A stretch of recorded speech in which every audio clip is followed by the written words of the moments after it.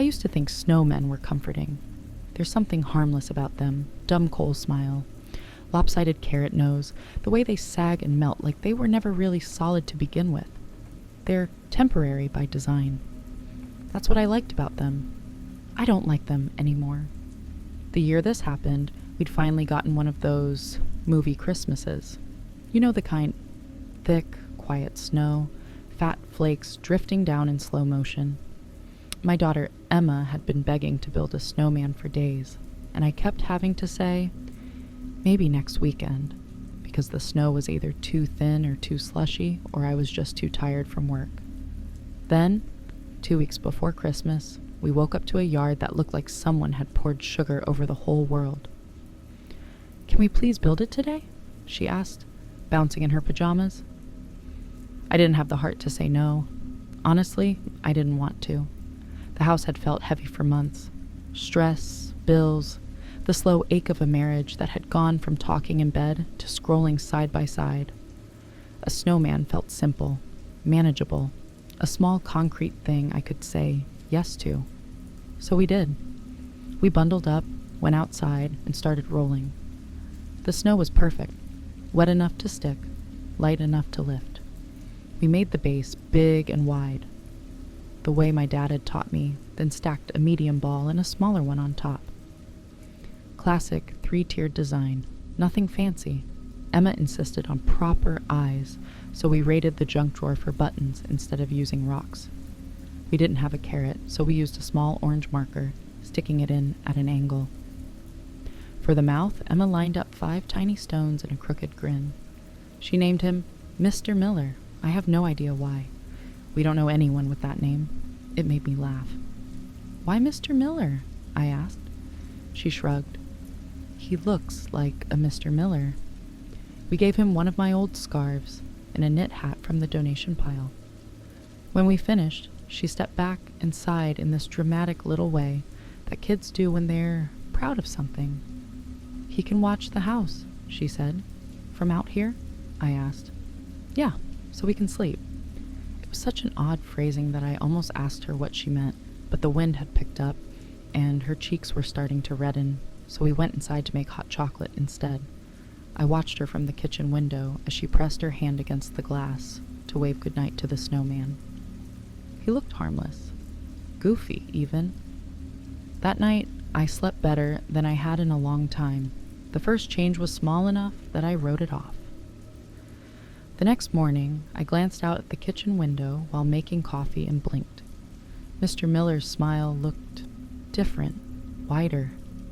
The stones were still there, but they seemed a little more spaced out, like they'd been carefully reset. I chalked it up to memory. Maybe we'd placed them that way, and I just hadn't noticed. "How often do you really study a snowman's mouth?" "Did you fix his face?" I asked Emma when she shuffled into the kitchen, hair sticking up in all directions. She frowned sleepily. "No, why?" "No reason," I said. I just thought it looked different." She pressed her nose to the glass. "He looks happy." I didn't think much of it, not then. That night, as we settled in for a Christmas movie, I caught myself glancing at the dark window more often than I wanted to admit. The snowman was just out of sight from the couch, but I could sense his presence the way you know someone's standing to your left without looking. "Stop being weird," I muttered to myself. My husband came in halfway through the movie, barely watching, scrolling on his phone. I picked a fight about something small just to break the silence. He went to bed early, annoyed. I stayed up a little longer, staring at the glow of the tree lights on the glass. At one point, I could have sworn I saw a face looking in. Not a fully formed one. Just the vague impression of features in the reflection. When I got up to check, it was just Mr. Miller, standing in his spot, round and dumb and still. I told myself I was on edge. Holidays do that. The second change was harder to ignore. The following morning, the smile was gone. Not just adjusted, gone. The stones that had made up the mouth were missing, leaving only 2 button eyes and that orange marker nose, sticking out at a sharper angle now. Snow had fallen overnight, but not enough to bury anything. I scanned the ground around the base. No stones, no stray marks, just smooth, untouched snow. "Did you mess with him?" I asked my husband when he came into the kitchen. He shook his head. "I barely had time to shovel the driveway before work." "Maybe birds took the rocks," I suggested, hating how unconvincing I sounded, even to myself. "For what?" he asked. No answer. By the time Emma patted in, the snowman looked less friendly, more blank. She stared at him in confusion. "He's not smiling," she said. "The snow probably shifted," I said too quickly. "That happens." She looked up at me with a seriousness that didn't fit her age. "Did he stop watching us?" That stuck with me all day. Stop watching us. She'd said it like it was a job he'd willingly quit. That night, I dreamed of waking up and seeing him pressed to the bedroom window on the second floor, snow melting against the glass, eyes too close, marker nose scraping as he breathed. I woke up with my heart pounding and the taste of something metallic in my mouth. There was no snowman at the window, of course, just the faint reflection of my own pale face in the dark. The third change didn't wait until morning. I was alone in the living room. My husband had gone out with friends from work that I'd never met. Emma had fallen asleep on the couch, curled under a blanket, the TV flickering silently in front of us. The house was too quiet in that way, where every little sound felt amplified. The fridge humming, the baseboard heat ticking. I don't know what made me look outside. Maybe nothing. Maybe something. Mr. Miller was standing where we'd left him, but his head was tilted. Just slightly. Just enough that, if you weren't paying attention, you'd think you were imagining it. I set the remote down slowly and stood up, careful not to wake Emma. I moved closer to the window, telling myself that snow shifts, that small changes happen on their own, but the tilt wasn't random. It had a quality to it, intention. His button eyes were angled downward now, more directly toward the house, toward the window, toward us. I turned on the porch light. The beam washed over his rounded shape, illuminating the rough indentations our gloved hands had left while building him. There were no footprints around him, none, just smooth, unbroken snow. I stood there for a long time, breathing shallowly, trying to decide whether to open the door. I kept imagining stepping outside, walking up to him, seeing something in those button eyes that hadn't been there before. I didn't go out. I turned off the porch light instead. I wish I could say that was the worst of it. It wasn't. The next morning, the snowman's head was facing the street, completely turned away from the house. The button stared out toward the road, the marker nose pointing like an arrow toward our quiet cul-de-sac. It should have been funny. It was not. "What happened to his head?" Emma asked, pressing her hand against the glass again. "Maybe the wind turned it," I said. "The wind can't turn a head," she replied, matter of fact. "You have to have hands." She looked at me when she said it. Really looked at me, like she was trying to decide whether I was lying or just stupid. After she left for school, I finally went outside. The cold hit me like something solid. I wrapped my coat tighter and trudged through the snow toward him. Each step crunched loudly in the silence. Up close, the snowman looked worse. Not like a fun craft project anymore, but like something that had been handled too often. The once smooth surface was marked with faint impressions, as if fingers had pressed there. Not ours. The indentations were too narrow, too deep, too many. His head was indeed turned fully toward the road, but there were no marks indicating how. No smears at the neck, no fallen clumps of snow. It looked like it had always been that way. I told myself I was being ridiculous. I reached up and turned the head back toward the house. It resisted more than I expected, as if the snow had frozen solid overnight. When it finally shifted, I almost lost my balance. Now he looked at the window again. At the kitchen, at me. I went back inside and locked the door, which felt stupid, locking the door against something made of snow. That night, we heard it. A sound outside, soft, rhythmic, a kind of crushing. My husband was already snoring beside me. I checked the clock. 2:17 a.m. Every nerve in my body woke up at once. I lay there, trying to explain it away. Snow falling from the roof. A branch scraping the siding. Normal winter house noises. Then came a different sound. A short, sharp tapping. Not at the door, not on the roof, on the glass. I got out of bed, heart in my throat, and walked down the hallway. The house felt wrong in that particular way where the darkness feels too thick, like it's crowding the furniture. I crept to the top of the stairs and listened. Tap, tap, tap. Living room. I moved slowly down the steps, each one creaking a little, no matter how careful I was. The tapping stopped just as I reached the bottom. Sometimes silence is worse than any sound. I edged toward the living room doorway and peered in. The tree lights were still on, casting soft, colored glows over the room. They reflected faintly on the window, just enough to show me my own outline. And just beyond that reflection, standing in the pale yard, was Mr. Miller, right where he'd been. Except now his head was tilted down toward the lower part of the glass, toward where a child's face would be if she were standing there. I scanned the room. Emma wasn't there. She was asleep upstairs. I checked the locks, still engaged. Nothing disturbed. Everything normal. I stared at the snowman for a long time, trying to convince myself the tapping had been something else. But I couldn't shake the image of him slowly leaning forward, pressing his button eyes closer to the window, listening. The next morning, there were marks on the glass. Not scratches, smears, faint cloudy streaks like the kind you get when warm breath hits cold surface. 3 small ovals clustered low, like something, had rested imaginary hands there. My husband scrubbed them away with a muttered curse about kids touching everything. I didn't tell him that Emma couldn't reach that high without a stool. That day, I tried to talk myself into dismantling the snowman, just going out there with a shovel and knocking him down. Problem solved. No more weirdness. Every time I got close to the door, though, this strange shame flooded me.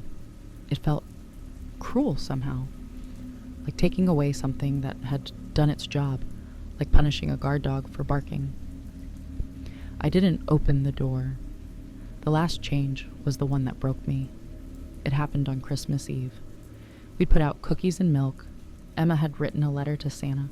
My husband had finally loosened up a little, maybe from the eggnog, and we'd managed to have something resembling a nice evening.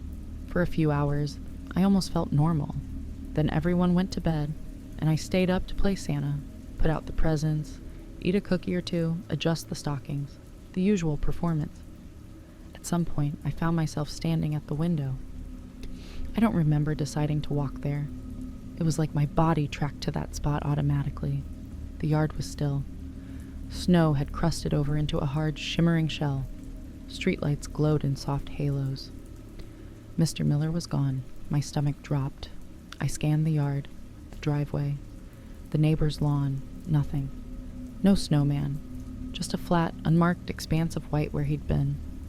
I felt something almost like grief, sharp and immediate. As much as he'd unnerved me, he'd also become part of the pattern, a landmark, a known variable. The absence was worse. I pressed my hand to the window, and then I saw them. Tracks. Not human footprints, not clean boot impressions. These were more like smooth, scooped-out trails in the snow. Wide, curved, like something heavy had dragged itself along, carving a path. The tracks started at the bare circle where the snowman had been, and ended directly below the living room window. Every inch of snow there was disturbed, piled, pushed, shaped, as if something had leaned there for a long time, watching, listening, getting as close to the house as it could. My hand flew to my mouth. I backed away from the glass, heart pounding so hard I could hear it in my ears. I wanted to scream, wake my husband, grab my daughter, drive somewhere else, anywhere else. But my legs wouldn't move. Then I heard it, a soft, deliberate sound above me. Creak. Not from the walls, not from the heater, from the stairs. I turned my head slowly, every muscle tense. Emma was standing there, half visible in the dim light. Her hair was messy, her face pale, eyes wide and dark. "Sweetie," I whispered, forcing my voice steady. "What are you doing up?" She didn't answer right away. She just looked past me, to the window, to the empty yard. "He's not watching anymore," she said quietly. "No," I said. "He's gone." She shook her head. "He's closer now." Every hair on my body stood on end. "What do you mean, closer?" She lifted one arm and pointed, not at the window, not at the door, at the wall behind me. I turned. Nothing, just the living room wall, the tree, the framed family photos. "He came up," she said. "I saw him." My throat felt like it was closing. "You had a bad dream," I whispered. "That's all." "I watched from my window," she said, voice oddly calm. "He fell apart on purpose, so he could come closer, so he could hear us better." I didn't sleep that night. I brought her into our bed and lay awake, listening for any sound from outside, any creak from the hallway, any sign that something else had entered the house. Morning came. Presents were open.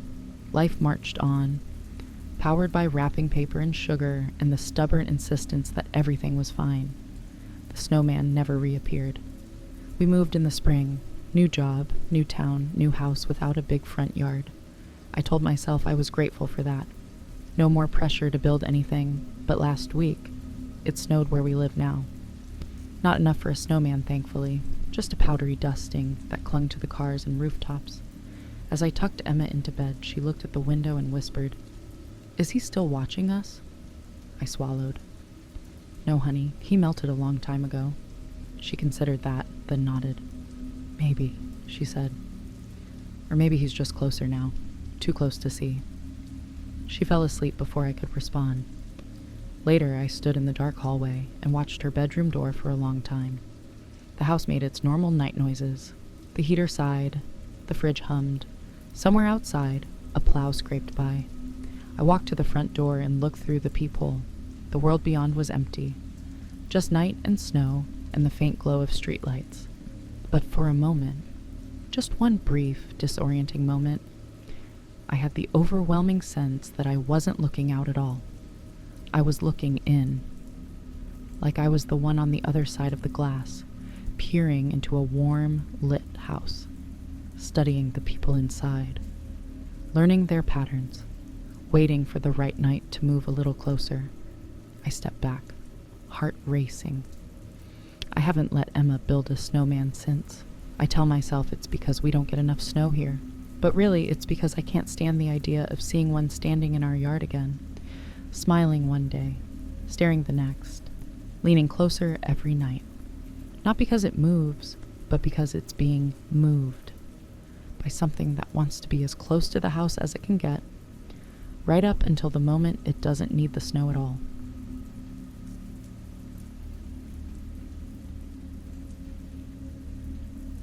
I used to love the sound of something being dropped on the doorstep. Packages, Christmas cards, those little surprise cookie tins from neighbors who meant well. It was one of the few things about winter that still felt magical to me. There's a tiny thrill when you open the door and see something waiting for you, like the world left you a secret. That feeling died on December 22nd, 3 years ago. I remember the exact weather, the kind of brittle cold that burns your nostrils when you breathe. I'd been working from home that morning, doing the thing where you keep rereading the same email because your brain is already half in holiday mode. Around 10, I heard the thud on the porch.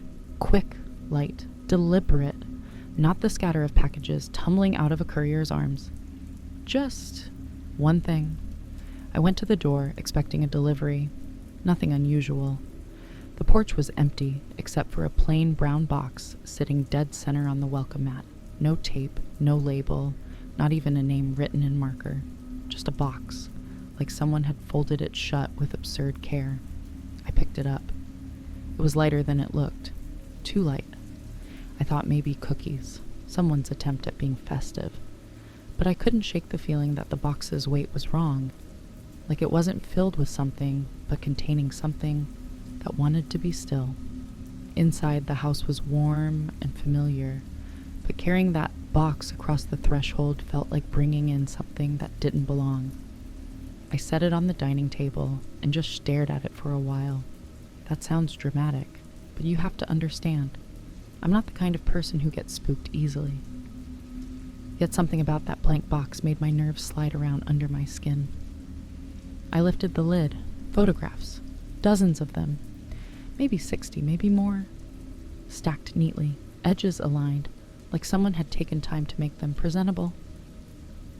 At first, all I saw were shadows and grainy shapes. The photos were dark, clearly taken without flash, the kind of murky black that suggests they'd been shot in the middle of the night. I picked up the first one and held it under the kitchen light. My daughter's bedroom. The angle was from near the foot of her bed. You could see her tiny outline under the blankets. She must have been around 8 at the time, curled the way she always did when she was sick or overtired. My heart didn't drop, not right away. What happened instead was the kind of denial that hits like fog. My mind whispered, maybe it wasn't her room. Maybe it was someone else's bed. Maybe this was some horrible mix-up. But the next photo was my bedroom. Me and my wife sleeping, our silhouettes perfectly framed between the curtains we'd left cracked open. And then another, and another. Different nights, different angles. The oldest ones dated back months, maybe longer. A whole secret timeline of our most vulnerable hours. The thing that finally punched the fear through me was noticing the detail in the far left corner of one image, my alarm clock. It wasn't just any clock. It had a chipped corner from when I'd knocked it off the nightstand earlier that fall. The crack made the display slightly dimmer on one side. This wasn't our house from years ago. This wasn't a trick of perspective. These were photos of us sleeping, recently, taken inside our home. I pushed the entire stack away from me so hard they slid off the table and fanned across the floor. For a few seconds, I couldn't breathe. It wasn't the violation so much as the realization that whoever took them had been inside the house, not just once, but repeatedly. There was no note in the box, no signature, no explanation, just images. I called my wife first, then the police. My voice sounded wrong even to me, flat, and like it belonged to someone watching the moment from a few feet outside their body. She came home immediately, frantic, worried that someone was still inside. The police arrived 10 minutes later.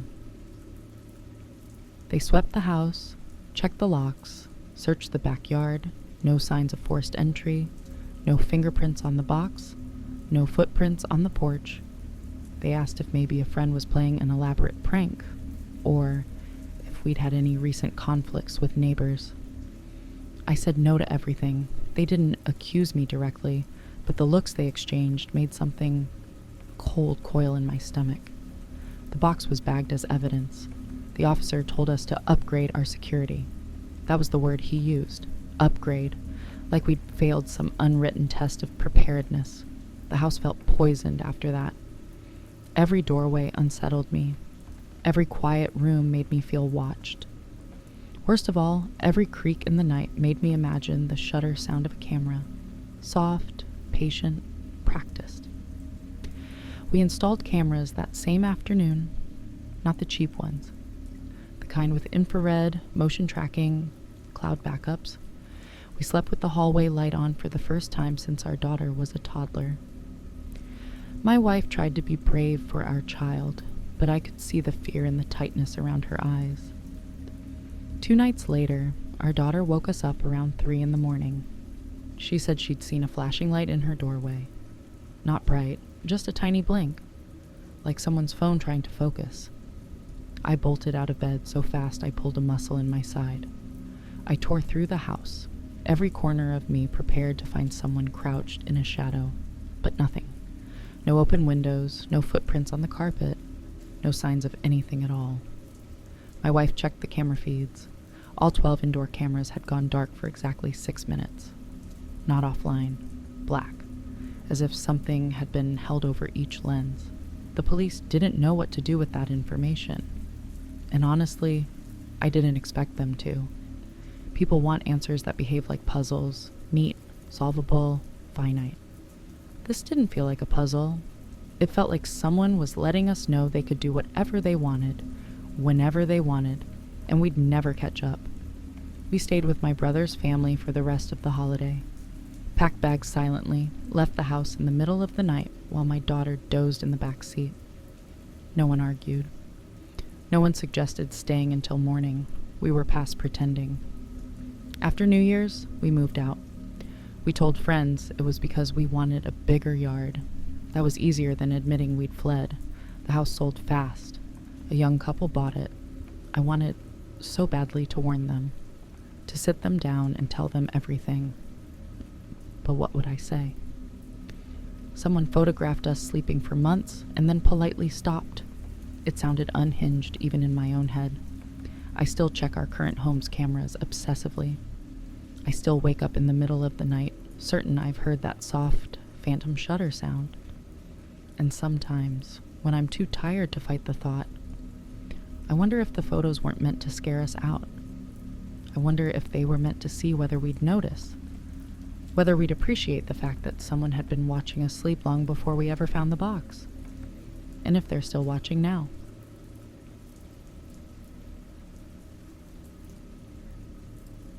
The last normal Christmas party I ever went to was in 2019, and even calling it normal feels like a lie now. I know I drank cheap red wine and pretended to care about Secret Santa and took a blurry selfie in front of a plastic tree. But when I look back on it, all I can really see is him, or who I thought he was. My friend Mason used to throw these huge holiday parties at his apartment every year. It was their thing as a couple. Him and his girlfriend. Ugly sweaters, too many people in too small a space. Music a little too loud for conversation, but not loud enough to hide the small talk. Every December, the same revolving cast of coworkers, neighbors, distant cousins, and "you remember so-and-so, right?" showed up. That year, I almost didn't go. I'd just gotten out of a long relationship. The idea of squeezing into a room full of couples and pretending I didn't notice all the hand-holding and inside jokes sounded like a special kind of hell. But Mason can be persistent. He kept texting. "Just come, dude. Friend of mine wants to meet you. You'll like her." I swear I assumed it was one of those awkward setups where everyone acts like they're not playing matchmaker. By the time I finally caved and arrived, the party was already in full swing. The apartment glowed with multicolored string lights and that weird yellow of 2 warm bulbs. The place smelled like cinnamon, spilled beer, and that fake evergreen scent from those little sticks you hang in the tree. Mason greeted me at the door in a sweater with a drunk reindeer on it. He hugged me and shoved a plastic cup into my hand before I could protest. "You made it," he said. "She's here, by the way." "Who?" "The girl I told you about. You know her already, sort of." I frowned. "What does that mean?" Before he could answer, someone called his name from the kitchen. He grinned at me like he'd just tossed a grenade and wandered off. I did a lap around the apartment to orient myself. Same couch, same crowded hallway, same bathroom door that didn't quite close all the way. I saw a few familiar faces, co-workers of Mason's, his girlfriend's siblings, but no one who fit the "you already sort of know her" description. Then I saw her. She was leaning against the arm of the couch, talking to 2 people I didn't recognize. Dark hair, a little messy, but in that deliberate way. Red sweater with tiny embroidered snowflakes. She was beautiful, but not in the intimidating way. More like the girl you'd notice on the train and feel weirdly drawn to. There was something familiar about her. Enough that my brain kept prodding me. "You've seen her before. You've seen her before." Our eyes met across the room. For a second, her face lit up like she was genuinely happy to see me. Not just polite host happy, relieved. She excused herself from her conversation and threaded her way through the crowd toward me. "Hey," she said, smiling. "You made it." There was warmth in her voice, like there was a history between us. For a second I panicked, wondering if we'd met somewhere, and I'd forgotten her. "Hey," I said, covering the awkwardness with a sip of wine. "Yeah, I did." She laughed softly, like she could see right through me. "I'm Lena." The name hit me like a thumbprint pressing into the back of my mind. I'd heard it before. More than that, I'd typed it, over and over for months. The recognition landed with a small shock. "Lena, like, from Twitter?" Her smile widened. There was something else behind it now. Satisfaction, maybe. Instagram mostly, and Twitter a little. We've talked since spring? I stared at her. Really stared. The familiar slope of her nose. The way her left eyebrow lifted a fraction higher than her right when she smiled. The black nail polish chipped at the tips. All those little details I'd seen in pictures. Actually on someone now. Wait, seriously? You're that Lena?" She nodded. "Who did you think I was?" I didn't know how to answer without sounding stupid. Our messages flashed through my mind. Late night conversations about insomnia, work stress, mutual memes. She'd found my account through some horror thread. I'd followed her back because she was funny and sharp, and then we'd just kept talking. I developed this quiet, cautious crush on her the way people do online, embarrassed by it, not fully believing it was real. I'd never seen her move, though, never seen her in 3D. It felt like watching a drawing step off the page. "I just didn't know you were local," I said. She took a sip from her cup, watching me over the rim. "Small world, right?" We talked. For a long time. The party blurred around us into a moving background. Every once in a while someone would bump into my elbow or shout a greeting, but mostly it was just this bubble of conversation between us. And it felt easy, too easy given how surreal it was. She remembered everything. Details from our chats that even I'd forgotten. A joke I'd made about my boss back in July. The brand of coffee I said I liked. The way I'd complained about my ex always leaving lights on. She weaved those little facts into her responses so smoothly that it made my chest ache. It was everything I'd wanted from those months of typing into a screen, suddenly realized. But every now and then something snagged, a word slightly off, a story that didn't match the timeline I remembered. The way she said, "You told me about that back in May," when I could swear the conversation had been in September. Little things. Nothing big enough on its own to cause alarm, but together, like tiny pebbles in a shoe. At one point, I excused myself to use the bathroom. On my way down the hall, Mason caught my arm. "So?" he asked, waggling his eyebrows. "Told you you'd like her." Yeah. "Wait, how do you know her?" "Online," he said. "She and Mel follow the same true crime account. They figured out they live in the same city like a month ago and started talking more. We mentioned our party. She said you two already knew each other. She seemed cool." Did you tell her much about me?" He shrugged. "Dude, I didn't have to. She already knew everything." The way he said it made the back of my neck prickle. In the bathroom, I leaned over the sink and really thought about it. It was possible that I was just overwhelmed. My brain second-guessing things because it was having trouble reconciling the online version of her with the one standing in the next room. But there was another thought pushing up behind that one, something I didn't want to look at directly. What if this was all backwards? What if she hadn't just shown up in my life online and then happened to live nearby? What if this party had been the plan all along? When I came back out, Lena was gone from the spot where I'd left her. For a moment, panic grabbed me, some irrational fear that if I didn't lay eyes on her again, she'd disappear completely, like a figment. I scanned the room and finally saw her by the window, talking to Mason's girlfriend and a guy in a Christmas onesie. Except she wasn't quite talking. She was facing them, cup in hand, expression arranged into something attentive, but her eyes kept flicking across the room. Tracking, measuring. When she noticed me watching, Her face brightened instantly, like a switch had been flipped. "There you are," she said when I reached her. "I was starting to think you'd ghosted me in person." "Bathroom line," I said. "You know how it is." She laughed. The guy in the onesie excused himself. Mason's girlfriend drifted away toward the snack table. Suddenly it was just us again. "Can I ask you something kind of weird?" I asked. "Sure." "How did you find my account back then, in the spring?" She tilted her head. "I told you. That thread about horror podcasts. That's what you said, yeah, but do you remember which one? Because I've been thinking, and I don't..." Her smile cooled by a few degrees. "Does it matter?" Something in her tone made my stomach dip. "Not really. I was just curious." She studied me for a moment, and the room seemed to recede. The music, the laughter, the clinking glasses, all of it blurred into a muffled backdrop. Her eyes were very dark. "You're different in person," she said quietly. "Yeah, I guess everyone is." "No, I mean..." She searched my face like she was looking for a specific expression she'd seen before. "You second-guess yourself more. You weren't like that online. You were funny, sharp. You said what you thought. Now you keep apologizing with your eyes."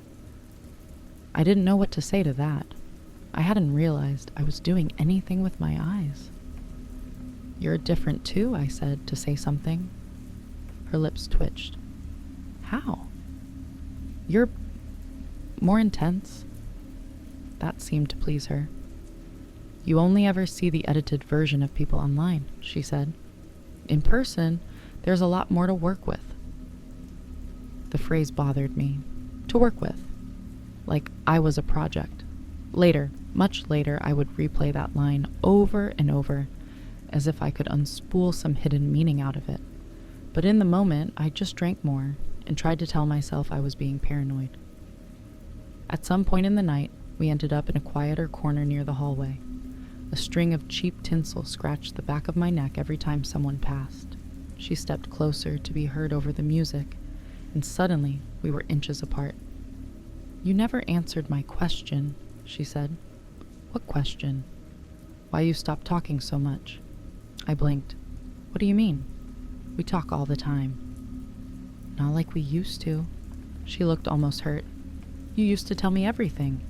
Remember when you'd send me those long voice notes about your day? You haven't done that in..." She paused, counting silently. 10 weeks. 11, maybe." "Things have just been busy," I said defensively. "Work, life, whatever." "You got quieter after she came back," Lena said. My chest tightened. "Who?" "Your ex," she said, like it was obvious. "When she texted you in October. You said she wanted to meet for coffee. You never told me how it went."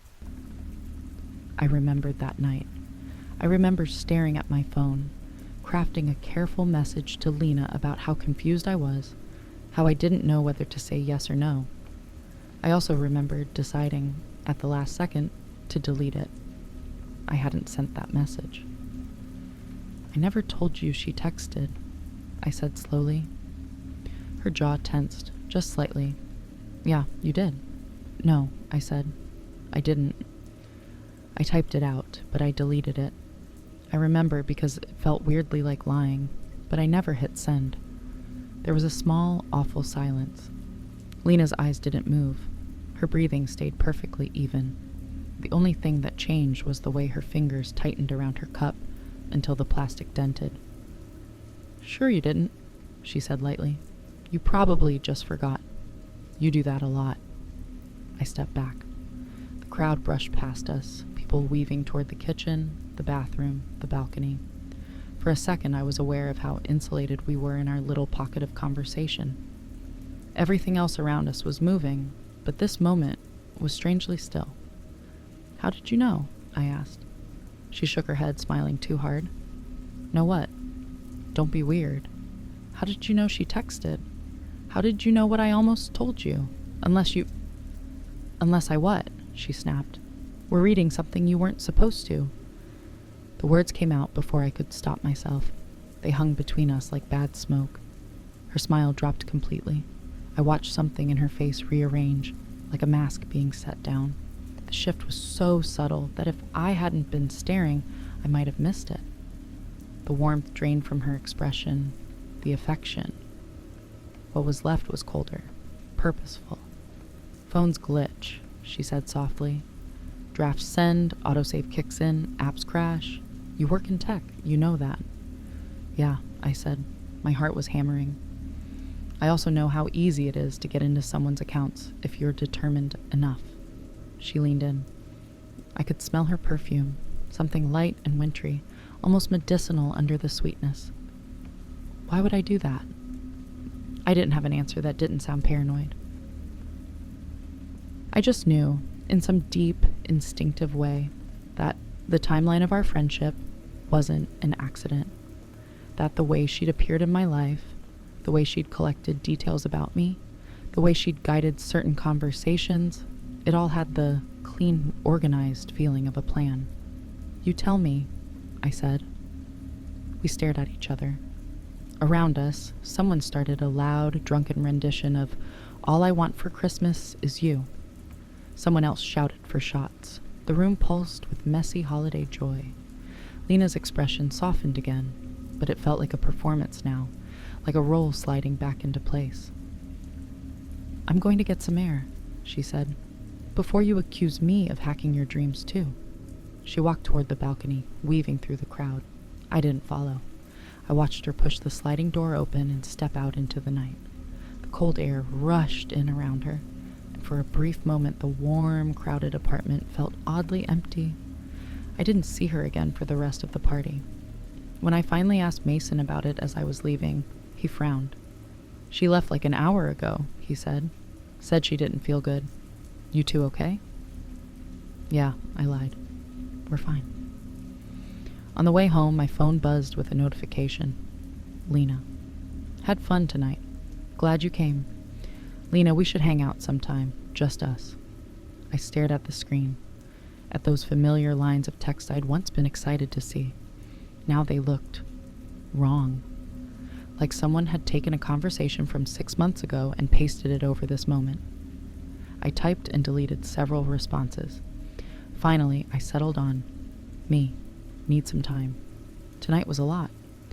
No dots appeared, no typing, notification, just silence. The next day her accounts were gone, not blocked, not private, deleted. Her profile picture vanished from my DMs. Her username returned user not found. Every photo I'd saved, every story highlight, all of it, gone like she'd never existed. For a while I told myself she'd just gotten embarrassed, that I'd spooked her at the party and she'd decided to cut ties.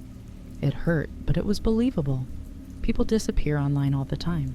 Then, 2 weeks later, I got a DM from an account I didn't recognize. The profile picture was a snowy landscape. The username was something generic with numbers at the end. Hey, sorry to bother you.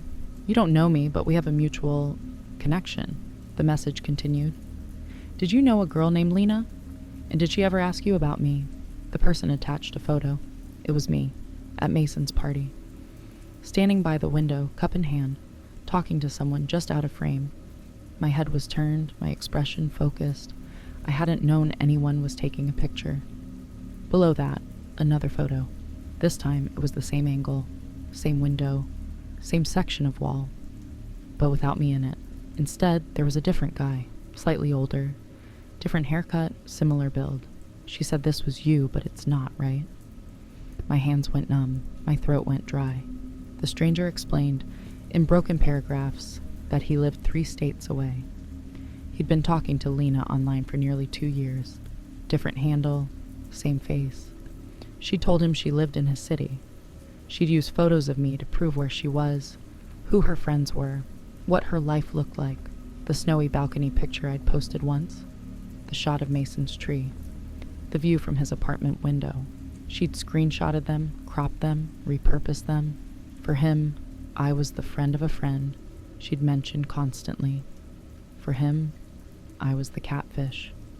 I think she does this a lot, he wrote. I think she collects people. Collects.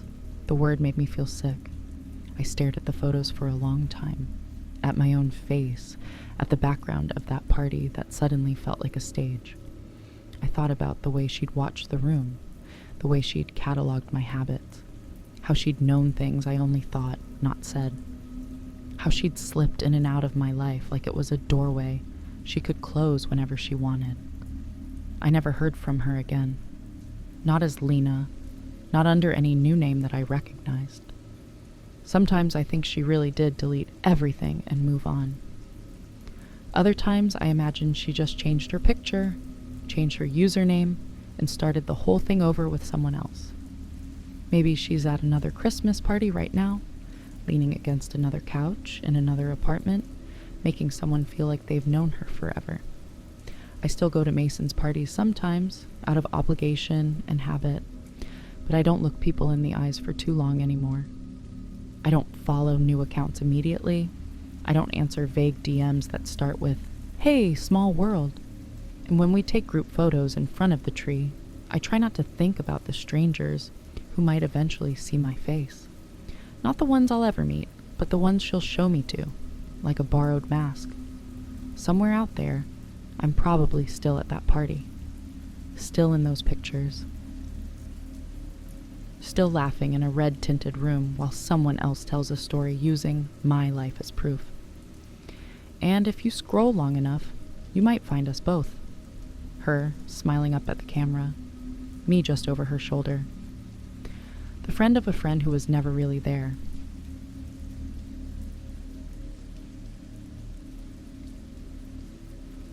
I've always loved decorating the tree. It's the one December ritual that still makes me feel like a kid, sorting through old ornaments, remembering which ones came from which year, trying to get the lights even without strangling myself in the wires. The tree in our living room was a big deal for me. It made the house feel alive, especially in the dead gray lull between Thanksgiving and Christmas. But the year this happened, I remember feeling disconnected, scatterbrained.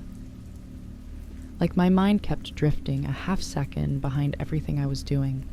Sleep deprivation, probably. Our son had just turned 6, and he'd suddenly decided that nighttime was optional. My husband and I were taking turns with the late night wake-ups, and December had already been rough. I was alone when I decorated the tree. My husband had taken our son to his parents' house to burn off some energy, and for once, the house was finally quiet. I put on music, those soft, nostalgic instrumentals that feel like they've been around forever, and started hanging ornaments one by one. Some were chipped, some were downright ugly, but each one held something, a memory, a year, a version of us. I liked that. The tree was like a time capsule, each ornament a little glowing portal to a previous December. The ornament that changed everything was one of those reflective metallic spheres, the kind that catches every string light in a way that makes it look almost liquid. It was heavier than the others, cold in a way that made me flinch when I first picked it up. It had always been my favorite. I found a spot for it near the middle of the tree where the lights were warmest. When I stepped back to see how it looked, I noticed a tiny smudge on the surface. I leaned closer to wipe it away. And that's when I saw the figure, not behind me, behind my reflection, a tall shape slightly off-center, the silhouette of a person standing just behind my mirrored image. I remember my breath catching so hard it hurt my ribs. I turned around fast enough to make the ornaments clatter. Of course, no one was there. I told myself it was a trick of the lights, a shadow from the hallway, maybe a coat on the edge of my vision, the kind of split-second visual glitch you get when you haven't slept well. I tried to laugh it off, even though the laugh came out brittle. I went back to decorating, but I kept glancing at the ornament. I'd move to the other side of the tree and catch myself checking the reflection again. I'd turn away and still feel my skin prickle like someone was standing close enough to touch my hair. Every time I looked directly at the ornament, I saw only myself. But every time I caught it in the corner of my eye, the figure was there. Just a little behind me, just a little too still. By the time my husband and son returned, I'd worked myself into such a state that even normal noises felt suspicious. The door opening made me jump, The sound of boots on the floor made my heart lurch. I brushed it all off. I didn't want my husband to see how rattled I was. That night, when the house was quiet and our son finally slept, I found myself staring at the tree from the couch. The lights reflected gently across the room, and then, as the air heater kicked on, the ornament rotated slightly on its hook. The figure moved with it. My throat tightened. My whole body went cold. I told myself I needed sleep, that my brain was inventing shapes the same way people see faces in wood grain. But I couldn't shake the feeling that the reflection wasn't showing me something. It was showing something on its own terms. Around midnight, I got up, walked to the tree, and very slowly lifted the ornament off the branch. My hands were shaking. I didn't want to look into it, but I also couldn't not look. I held it up at eye level. My reflection looked warped. My face stretched too long, my shoulders bent inward. The angle was wrong. Mirrors distort, sure, but not like this. And there, over my left shoulder, was the figure again, closer this time. Close enough I could almost make out features. A long, narrow head, shoulders that sloped downward unnaturally, like someone had grown tall too fast for their bones. I turned around again. Nothing. But when I turned the ornament slightly to the side, the figure leaned with it. It wasn't behind me. It was behind the reflection. I dropped the ornament. It hit the rug with a soft thud, rolled twice, then settled facing the couch. I backed away like it might leap at me. I didn't sleep that night. Every time my eyes drifted shut, I imagined opening them to find the figure standing at the foot of the bed. Or worse, reflected in the dresser mirror. In the morning, my husband noticed how tired I looked. He asked if everything was okay. I tried to explain it, tried to laugh it off, but the words came out weak and trembly. He chalked it up to exhaustion. He wasn't wrong, but he wasn't right either. That afternoon, I decided to test something. I held up my phone and used the front-facing camera as I stood in front of the tree. I scanned every inch of the room behind me. Nothing. No figure, no shadow, no distortion. The camera saw only what was real. But the ornament, God, the ornament didn't lie. When I raised it again, the figure appeared instantly, as if pleased I'd finally acknowledged it. I started crying. Not the loud kind. The small, confused, exhausted tears that feel like your body giving up. I didn't know what it wanted. I didn't know how long it had been watching. That evening, while my husband read to our son, I went to the garage and dug through the old storage bins until I found a small cardboard box. I wrapped the ornament in tissue paper, sealed the box, taped it thoroughly, and shoved it under a stack of other containers. Out of sight, contained. The next morning, it was back on the tree, hanging from the same branch, facing the same angle. I don't remember screaming, but I must have. My husband came running. I pointed at the ornament with shaking hands and begged him to look into it. "What am I looking for?" he asked gently. "The person," I whispered. "The one standing behind me." He looked. Long enough to humor me. Long enough to decide I was overtired, overstressed, maybe slipping into one of those holiday funks where everything feels heavier. "I don't see anything," he said softly. I watched his reflection in the ornament. I watched the figure behind him. Taller now, closer. Then my husband put his hands on my shoulders, trying to steady me, and I couldn't even respond. All I could do was stare at that warped little world trapped on the surface of the ornament, the one where we weren't alone. Eventually, I took it down myself. I didn't try hiding it. I went outside, walked 2 houses down to the storm drain, and dropped it in. I listened to the soft metallic clink as it disappeared into darkness. Then I walked back home, shaking so hard I had to sit on the porch steps before going inside. The tree looked wrong without it, unbalanced, but I didn't care. I felt lighter knowing it was gone, for 2 days. On the morning of the 3rd day, it was hanging on our tree again. I didn't tell my husband this time. I didn't say a word. I simply unplugged the lights and avoided the living room. I couldn't stand to see that ornament spin gently in the air currents, carrying that other world with it, that other presence. Christmas came and went in a blur. I forced smiles. My husband tried to keep things cheerful. I stayed busy, baking, cleaning, doing anything that kept me out of that room. The day after Christmas, I found a small smudge on the ornament, a fingerprint, a single, perfect fingerprint. It wasn't mine. It wasn't my husband's. It was too long, too narrow, distorted the way it would look if it belonged to something whose reflection lived behind mine. That night, I stood across the room and watched it. I didn't approach, I didn't touch it. I just watched the metallic surface shiver with reflected light. And as I stared, the figure appeared again, but not fully, just the outline of a head, the faint curve of a shoulder. It wasn't revealing itself anymore.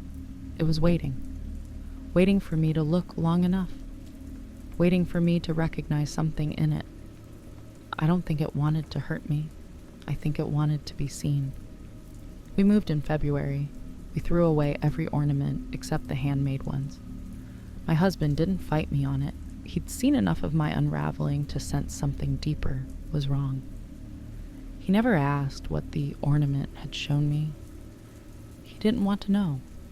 But sometimes, when I'm standing near a window at night, when the glass darkens enough to turn into a mirror, I swear I see a tall figure standing behind my reflection. Never long enough to catch details, just long enough to let me know it's still there, still waiting, still watching me from whatever world mirrors belong to.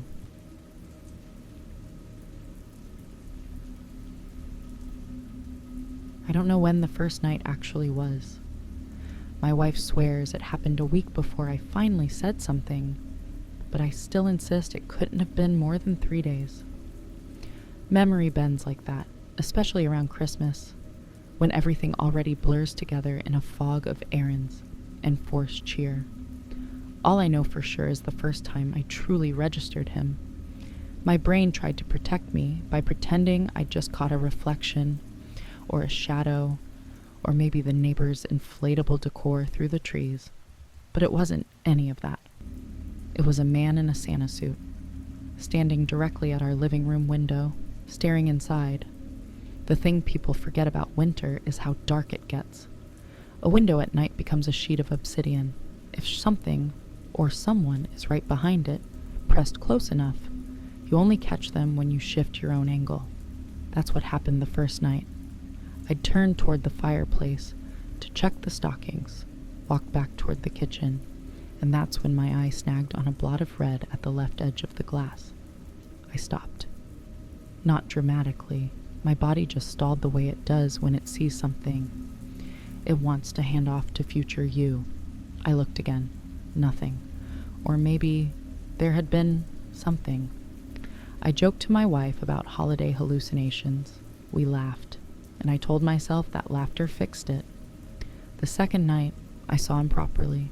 We'd finally finished wrapping the last of our daughter's gifts, and the house had that pleasant disaster look. Bits of ribbon, scraps of paper, the exhausted coziness of people who'd spent too much time in fluorescent stores. I walked into the living room to turn off the tree lights and froze, instantly, fully, in that ancient way your body remembers from before it had language. A face was pressed to the window. The cheap cotton beard was slightly crooked, the hat slumped to one side, and the eyes, God, the eyes, were neither playful nor drunk nor lost. They were trained on the center of the room like he was studying something, or waiting for something. I don't know how long I stared back, breath turning thin in my chest. I didn't dare speak because I didn't want him to see my mouth move. Something about that felt like crossing a line. I flipped the porch light on. The motion startled him, not in a jumpy, guilty way, but in a slow, irritated way, like I'd disrupted his concentration. Then he walked away, slowly, as though he had the right. I called the non-emergency line. They said it was probably someone drunk, maybe a homeless guy looking for warmth. They sent a patrol car. They didn't find anyone. Night 3 came and I checked the window every 15 minutes. Nothing. Nothing. Nothing. I started believing I'd hallucinated the whole thing. But then, at exactly 10:41 p.m., when the house had gone quiet and the only sound was the faint hum of the heating vents, I felt, more than heard, something shift in the room behind me. That inner sense, the one humans evolved from knowing predators studied them from the dark. I turned toward the window. Santa, right there. Closer than before, face nearly pressed to the glass again, but this time angled downward like he was watching my hands. I didn't yell. I didn't move. I didn't even breathe properly. I just whispered, because whispering felt safer. What do you want? His head tilted, almost curious, and then he lifted one gloved finger and tapped the window twice. Not urgently, not threateningly, more like he was marking something, measuring something. I backed away and called the police again. This time they came quickly. The officer was younger than me and tried very hard to look confident, shining his flashlight across the yard. No footprints, no drag marks, no sign anyone had stood there. The officer asked if we'd had any trouble with neighbors. I said no. He nodded like he expected that answer. The next morning, my daughter found something in the snow beneath the window. A boot print. One single boot print, clean as a stamp, facing the house. My wife tried to convince me it could be old, left by a delivery driver or a kid passing through. Maybe, maybe not. The print looked fresh to me, crisp, recent. She saw how shaken I was and didn't argue. By the 5th night, I knew he'd come again. There was a rhythm to him, something ritualistic. I stayed awake on the couch, barely blinking as the hours crawled. 10 o'clock, 10:20, 10:35. My heart started the kind of slow panic drumming that comes not from fear, but from anticipation of fear. Then, 10:41. Exactly. But he didn't appear at the window. Instead, I noticed the porch light flicker. Once. Twice. I stood and stepped toward the window, every cell in my body screaming at me to wake my wife, take our daughter, leave the house. But I didn't. I edged forward and carefully lifted one corner of the curtain just high enough to see the front steps. He was standing at the door. Not knocking, not trying to break in. Just standing there, facing the wood as if waiting for permission that only the house could give. I called the police again, voice shaking. While I spoke, Santa stepped backward, one slow step, then another, until the shadows swallowed him. Again, no one found anything. Christmas morning came with pretended cheer. My daughter tore through her presents. My wife smiled too brightly. I stayed close to the windows, pretending to watch the snowfall. After we finished opening gifts, my wife asked if I wanted to take a walk with her around the neighborhood. I said no. Too quickly, she nodded. She understood more than she said. While they bundled up to go outside, I stepped into the living room alone for a moment, trying to breathe. The tree lights reflected softly on the windows. The morning was so peaceful, it almost felt staged. I let myself believe, just for a few seconds, that maybe the whole thing had been some strange, localized madness. Then I saw it, on the outside edge of the glass, almost hidden where the curtain fell. A fingerprint, a perfect one, pressed into the fog of the night before. I wiped it away before my family returned. I didn't want it becoming part of our Christmas memory. We moved in the spring, not because of Santa, at least not officially. We told everyone we wanted more space, a better school district. But the truth was quieter and more ashamed. I couldn't look at that window without imagining him still out there, watching, studying, learning the patterns of a house that wasn't his. I still catch myself checking windows at 10:41 p.m. It takes effort to tell my body to relax. And sometimes, on the worst nights, I feel that old sensation return, the one that crawls up the spine and whispers that someone else is observing the same moment you are. Someone patient, someone ritualistic, someone waiting for a house like yours to let its guard down. Thanks for sticking with me through these 5 Christmas nightmares. The Santa who watched from the window, the gift full of sleeping photos, the party guest who wasn't real, the figure in the ornament's reflection, and the snowman that kept getting closer. If you're still here, you're the kind of person who looks for the shadows behind the holiday lights. And I appreciate you more than you know. If you enjoyed the stories, hit like, share them with someone who thinks Christmas is all comfort and cheer, and subscribe so you don't miss the next deep dive into the strange things hiding in ordinary life. Stay warm, stay aware, and whatever you do, don't assume the holidays are ever really over.